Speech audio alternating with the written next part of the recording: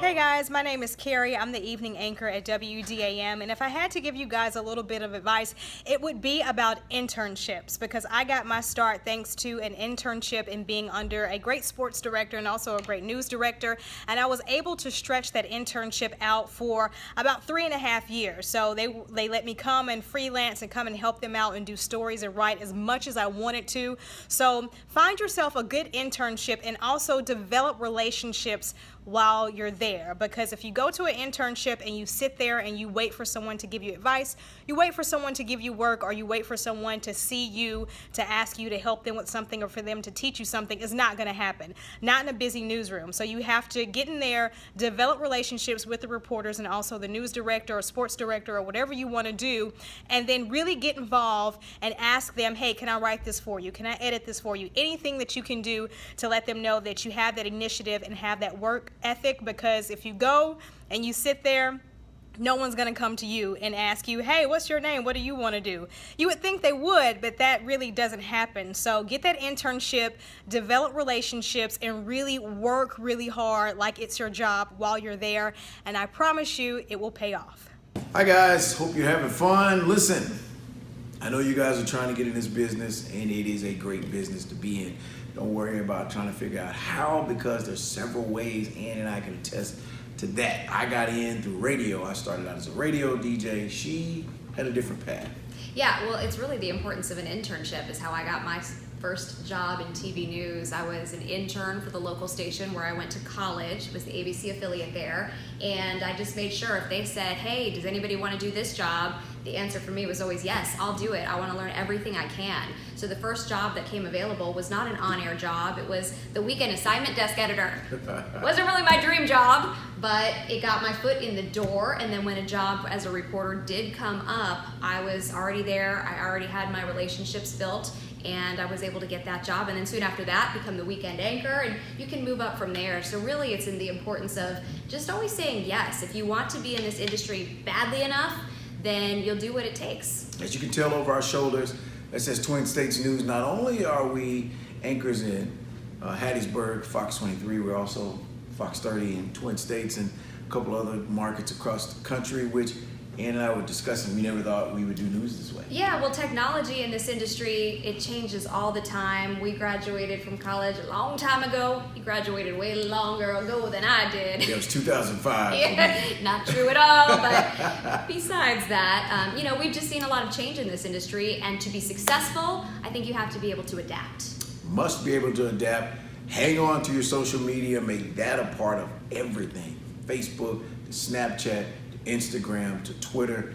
Make sure you're up to date on all of them. And the other big thing I would say to somebody just getting started is to make as many contacts as you can, make friends with as many people in the business as you can, because I've never had an agent. Have you ever had an agent? Yes, I have an agent right now. You do have an agent. Mark's currently trying to get a new job, it sounds like. But I never even had an agent, and it was all through my contacts in this business that I was able to get each and every one of my jobs, including the one right before this. I was an anchor in Tampa. So make some good contacts. Before we go, here's what Ann doesn't want me to say. Stay in school. Don't come after our jobs. We'll be really mean to you. My name's Susan Broadbridge. I am a photojournalist with the Hattiesburg American newspaper.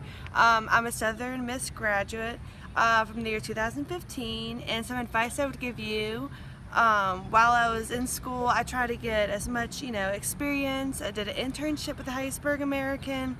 I was involved in the student prints, the yearbook at the time. Even if it's a class assignment, I would suggest try and get as much experience as you can. I wish when I graduated I had a little bit more. I've learned and I've grown by working, but some advice I would give to you is just any way possible, do some kind of internship or anything to help you with your experience. Learning how to write, shooting video, editing, producing, you name it.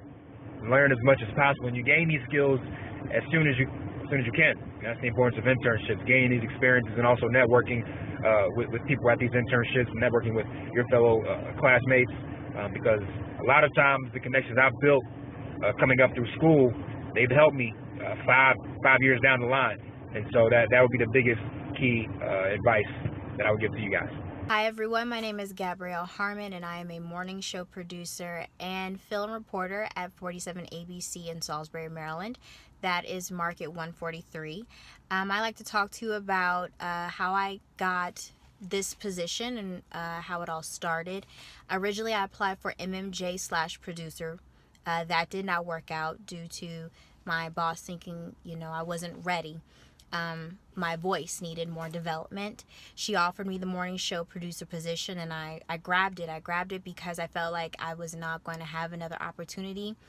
Sidetracking, you do not have to jump at the first thing that is offered to you. You want to make sure that you have options, and understand that if it's for you, it's going to come to you without you worrying or feeling like you can't do it.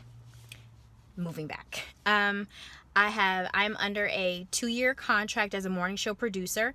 My 1-year mark, after trial and error, I submitted in another reel, and to my surprise, my boss and the station owners both were impressed by it.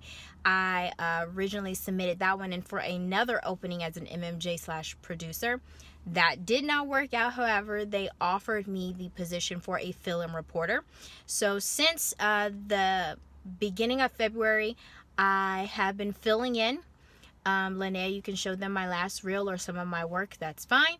But I just wanted to share that with you all. It can happen for you. Trust the process. Understand it is a journey. It's going to be different for each person, but it's different for reasons so that you can also shed some light to other people. So, thank you.